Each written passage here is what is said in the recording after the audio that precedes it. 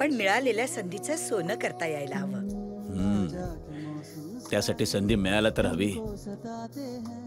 आपल्या देशामध्ये कितीतरी तरुण आहेत, विविध क्षेत्रामध्ये निपुण, केवळ संधीची वाट बघत उभे आहेत. आमचे क्रीडा मंत्री, त्यांच्याकडे तर रोज माणसं येतात, नाना तऱ्हेचा वशिला लावतात. रणजी ट्रॉफीमध्ये तरी एंट्री द्या, रणजी ट्रॉफीमध्ये तरी एंट्री द्या. काही नाही. हा, पण एक मात्र मी ठरवलंय की असलं काहीही मी राहुलसाठी करणार नाही.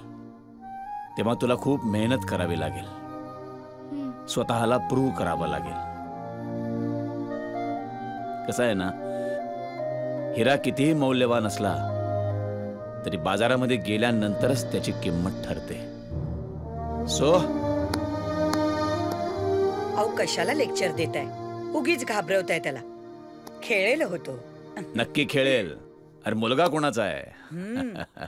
पुरे झालं आता. राहुल, तू जाऊन होमवर्क कर. आणि आधी मला सांगा किती दिवसांनी येणार आहात दौऱ्यावरून?